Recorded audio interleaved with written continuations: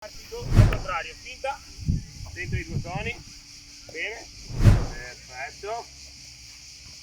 Adesso lasci la palla sul cerchio giallo, sul primo, e fai il percorso anche tu al contrario con le mani di lato, usando le braccia, bravissimo. Bene, via.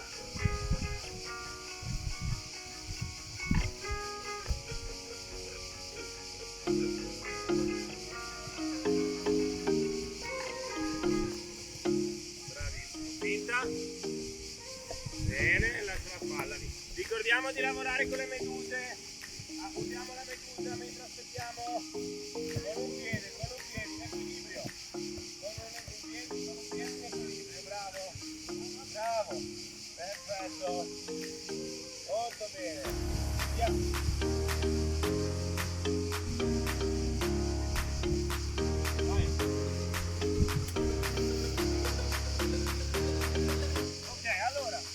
Adesso modifichiamo leggermente, ok? Allora, qua la situazione rimane uguale. Prendo la palla, quando arrivo ai due toni arancioni, invece che fare la finta, disegno un 8, right 8 with the ball here, ok? Mentre qua invece lavoro lateralmente sugli ostacoli, quindi usando le braccia in questa maniera. Ready, go! Prima un piede dopo l'altro, bravo.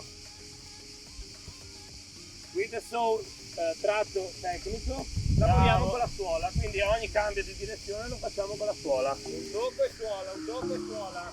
Guardate, suola.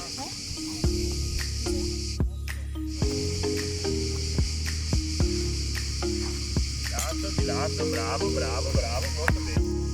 Lavoriamo sempre con la suola. Ok, faccio finta di andare da una parte, suola e vengo dall'altra, suola, ok? Questa è la prima parte e là in fondo finisco. Qua invece dobbiamo mettere un piede su ogni cerchio, ok? Bravo, esattamente. Pronto? Sei? Via!